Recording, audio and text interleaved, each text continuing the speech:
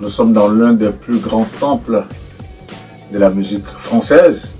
Quand je dis l'un des plus grands temples, c'est le temple de Maître Gims, un des plus gros vendeurs de disques en France. À la faveur de l'interview avec Lil J, on va faire une petite immersion. Nous sommes dans ses studios. Là, c'est le studio de Black Star Music dans son label. Suivez-nous, on va faire un petit tour d'horizon dans ce grand bâtiment-là qui abrite des bureaux et des studios. Là, c'était le studio A, voilà. Vous voyez déjà les tables d'enregistrement. Ok.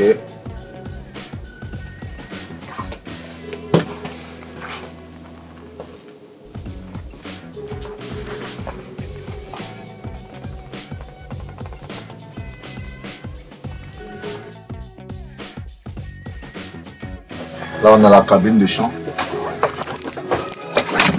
Il y a le studio A, le studio B.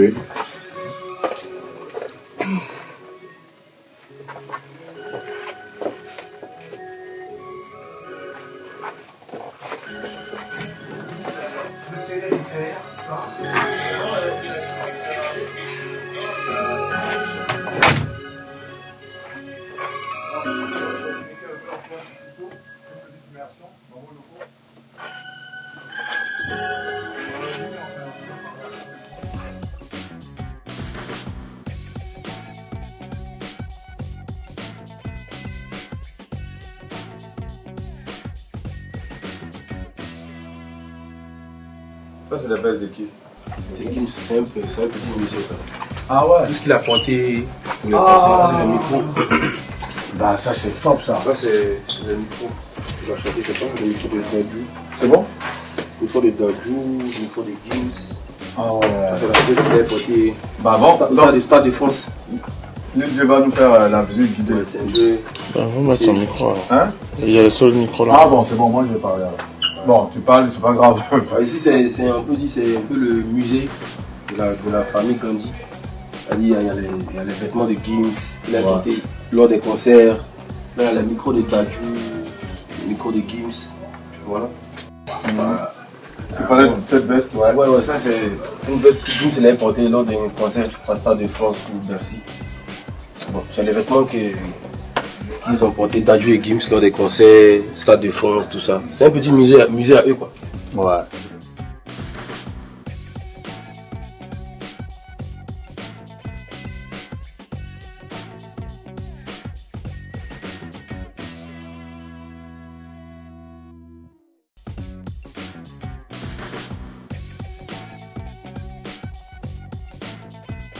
Comme cet homme là. C'est un peu le barbeur, dans le label, il y a un coin, tu viens, tu te coiffes quoi. Ah, tu viens, tu te coiffes vite fait pour les clips, pour les machins. Il y a tout.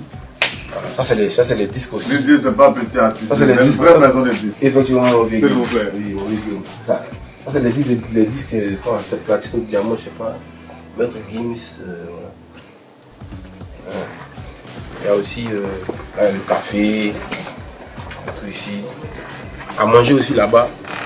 À manger, tu d'abord les petits mots. Ici aussi, c'est une salle de conférence, la salle de conférence. Voilà, ici on met, il y a le prix, le passe, salle de réunion aussi, tout. Et là-bas, le bureau au fond, là-bas, le boss Atu au fond, il arrive, il va venir, il va parler. On va aller vers lui là-bas dans son bureau. Atu Leman, très dangereux, petit monsieur dangereux. Bah, du coup, pour notre immersion dans les locaux de Black Star Music, le label qui produit donc Lil J. Exactement. Là, nous retrouvons le boss. Ça. Vous allez vous présenter vite fait? Avec plaisir. Moi, c'est Arthur, du coup. Ok. Donc, je gère le label Black Star. Je suis associé ici dans la structure, donc dans tous les bureaux que vous avez vus juste avant, où il y a l'interview. Donc, c'est des bureaux qui nous permettent de gérer à la fois le développement des artistes, mais au sein même de la stratégie. Donc, le but, c'est vraiment de travailler sur les clips, de travailler sur du 360. C'est un peu le nom qu'on expose à chaque fois. Donc, avec Lil J, c'est à la fois de la stratégie au niveau de la musique. Donc, on enregistre ici, on mixe ici, on masterise ici. Ensuite, au niveau des clips, de l'image, des shootings photos, des clips, etc. Donc, toutes sortes de choses qui sont faites vraiment en 360. Et puis, c'est aussi convivial. Donc, c'est une relation qu'on essaie d'amener avec des artistes où on essaie de créer une confiance, c'est important dans une équipe. Donc voilà, je dirige ce label, les bureaux qui sont ici. Et voilà, on avance sur Lil J depuis le début. En tout cas, bravo. Mais lorsqu'on signe un artiste comme Lil J, on s'attend à quoi en gros? Déjà, c'est un challenge. C'est un challenge parce qu'on n'est pas sur place. Parce qu'aujourd'hui, ici, Black Star, on est un label, on est sur Paris, principalement. Et donc, c'était un premier challenge. Ensuite, c'est l'histoire. Black Star, je suis associé avec 2 personnes qui sont Gims, qu'on ne présente plus, et Walter le Russe. Donc, Walter, c'est mon associé aussi, avec qui on gère donc, tout ce label, et qui lui n'est pas non plus sur Paris. Donc, c'était un challenge. Lui étant camerounais, Gims étant congolais, l'Afrique est plus qu'important pour eux et c'est un challenge personnel déjà à leurs 2 niveaux et surtout à Gims de pouvoir développer, transmettre. Le public lui a transmis, son but maintenant c'est de transmettre et d'avoir une étoile montante. Gims avait les moyens de pouvoir aller prendre un gros artiste déjà développé et de se dire allez je te prends, grosse avance, viens t'es avec moi, j'ai lui, c'est bon. C'était pas le but. Le but c'était de créer une vraie histoire, comme la sienne, partie de rien, c'est personne. Et il monte les échelons, voilà, step by step tout seul.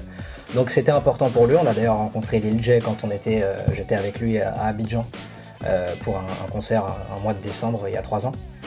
Et donc c'est là qu'on a rencontré Lil J. Et voilà, le but c'est vraiment de créer une histoire, de créer une réussite, un modèle, de montrer que au jour d'aujourd'hui, voilà, en étant là-bas à Abidjan, on peut se faire repérer par une personne qui croit en nous, en notre talent. Après c'est aussi l'humain. Parce que le talent, on est en Afrique tout le temps, on y va 4, 5, 6 fois par an, on sait qu'il y a du talent partout.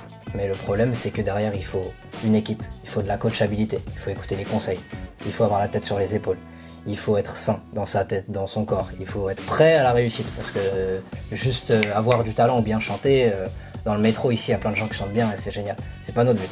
Le but c'est de trouver vraiment toutes ces forces-là, font qu'on va pouvoir vraiment développer ce projet-là avec amour, avec passion et travail. Ben, outre toutes ces valeurs, qu'est-ce que intrinsèquement, si on veut parler sur le plan musical, artistiquement, qu'est-ce que vous avez trouvé en Lil J au point de se lancer dans ce projet de développement? Lil J, il avait sorti un son qui était Espoir, il avait sorti d'autres, mais en tout cas on avait vraiment vu Espoir, le travail qui était là. Ce qu'on a aimé dans Espoir, dans son premier clip, c'est que c'était du naturel. C'était quelqu'un qui était, comme on dit, nature peinture. Il était il était assis sur une petite marche avec une petite guitare, avec ses sandales. C'était quelqu'un du peuple. On voulait pas quelqu'un qui arrive 38 bling bling et qui montre déjà qu'il a réussi. On voulait pas ça, on voulait quelqu'un de naturel. Quelqu'un de vrai, quelqu'un avec lequel on avait vraiment la possibilité d'évoluer. Après, au niveau de Lil J, ce qui est intéressant avec lui, c'est son empreinte vocale. Bien chanter c'est bien, mais c'est pas suffisant. Il faut pouvoir reconnaître l'artiste. Et ce qui est bien avec Lil J, c'est qu'il a un grain, il a quelque chose qui lui a été donné et qu'il a travaillé derrière, qu'il a su travailler parce qu'avoir un don du ciel c'est très bien, mais derrière il faut le travailler. Si on l'utilise pas, ça se perd. Ce qui est bien avec lui, c'est que voilà, il a une patte, il a quelque chose avec 2 notes, avec des gimmicks qu'il a ou des choses comme ça, on reconnaît tout de suite la patte. Et c'est ça qui est intéressant chez un artiste. Voilà. Outre mesure, il avait aussi un entourage qui est plus qu'important pour nous, avec Nesmond, sa manageuse qui était à côté de lui, qui est déjà du métier, donc qui connaît, qui est déjà tombé dans les trous, donc qui peut lui permettre de les éviter un petit peu. On gagnait du temps et on gagnait en confiance, donc on a créé ces relations avec cette personne-là aussi. Et à côté de ça, il avait l'attitude, ça veut dire qu'il est calme. Quand on fait des calls tous les jours, il est à l'heure, il décroche, il est concentré, il écoute les conseils. Si vous pensez ça, on le fait. Si vous voulez ça, on le fait. Il va de l'avant. Et il est travailleur. Quand on l'appelle, il est en studio, il envoie des sons, il envoie des trucs, il propose des choses. J'ai pensé à ça, j'aimerais. Il est force de proposition, il est proactif. Il attend pas qu'on lui demande de faire quelque chose, parfois il propose aussi. Et c'est ça qui est bien, on avance beaucoup plus vite comme ça. Donc c'est un tout. C'est un tout. C'est pas qu'une voix, c'est pas qu'un talent, c'est pas qu'un entourage, c'est un petit peu de tout. Il avait la recette. Et maintenant, à nous de faire un beau gâteau et de faire exploser tout ça. Parfait. Mais la véritable problématique, lorsqu'on signe un tel artiste qui vient de la Côte d'Ivoire, on s'est dit, vous le signez en tant que label pour le promouvoir sur des médias français, vous le signez pour le diffuser sur des médias français, pour le commercialiser dans des circuits français, ou c'est quoi en gros? Quelle est la valeur ajoutée lorsque vous positionnez sur un tel artiste, internationalement parlant? La valeur ajoutée, quand on se positionne sur un artiste comme ça, Lil J, venant de Côte d'Ivoire, le but déjà premier, c'est qu'il garde que ça reste un artiste de Côte d'Ivoire. C'est vraiment essentiel que ça reste un artiste de Côte d'Ivoire. Il a la force de l'Afrique. Quand on est porteur de cette force-là, c'est quelque chose qui amène de la lumière, qui amène du soleil, qui amène une atmosphère, qui amène quelque chose de nouveau ici, on en a besoin.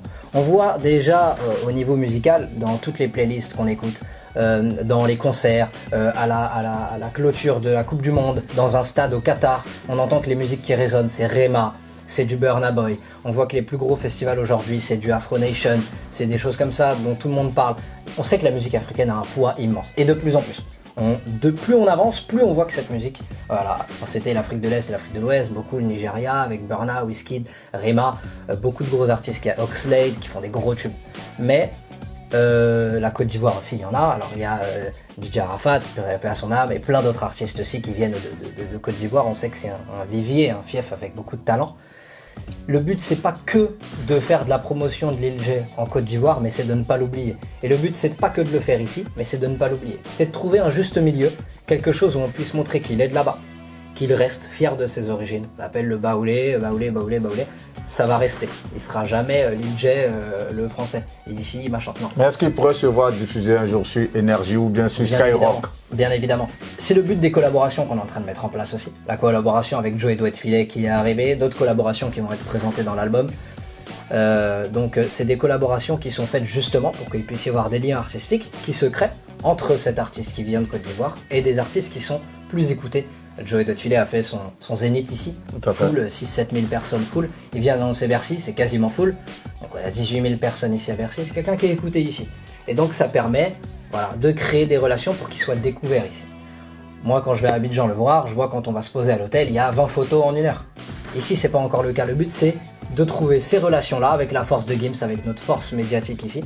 Et ce qu'on va faire, les événements qu'on va faire pour la sortie de l'album, le faire connaître petit à petit. Et le but bien évidemment c'est de breaker comme on appelle, donc de pouvoir essayer de réussir à être sur des radios ici comme Énergie, Skyrock, Génération.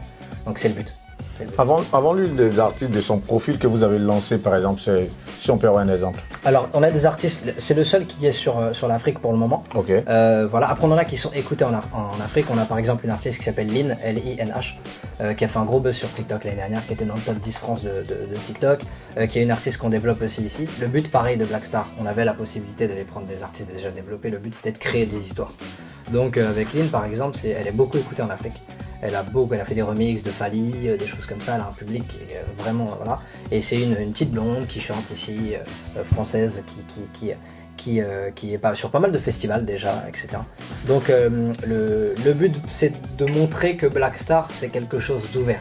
Il y a le mot Black, et souvent les gens se sont dit est-ce que c'est un label qui veut se concentrer sur l'Afrique? Non, c'est Black Star. Le but c'est d'être une étoile montante et que ce soit Lil J, que ce soit Lin, que ce soit d'autres artistes qu'on développe au sein du label, on veut que ce soit grandissant. Il y a des artistes avec lesquels on est en train de discuter aussi, dont je tairai le nom, mais sur lesquels, pour le moment, on a des discussions qui se créent parce que, encore une fois, il y a un petit peu de talent bien sûr, mais il y a aussi beaucoup de volonté, il y a aussi il y a un entourage solide, il y a une mentalité qu'on apprécie. Et il y a des feelings qui se créent. Donc c'est vraiment ça le but de Black Star. Développer des artistes avec toute cette recette-là. En tout cas, merci pour cette interlude. Avec plaisir. Merci d'avoir éclairé un peu les antennes par rapport à vos perspectives concernant Lil J. Totalement. Et on peut que souhaiter plein succès. Un grand merci. Nous, c'est ActuPeople.net, c'est un média digital. S'il y a un petit message pour ActuPeople.net, ce serait lequel? Et pour ActuPeople.net, merci de votre soutien, merci d'être là, présent ici et présent partout aussi, j'imagine. De suivre des artistes comme Lil J, de leur donner de la lumière. Et je vous souhaite tout le succès et on espère que Lil J boom, et il va boomer, et que vous puissiez être fiers de cette interview et du temps que vous avez pris avec lui. On croise les doigts. Merci beaucoup. Merci infiniment, merci à vous. Merci beaucoup Arthur. Merci.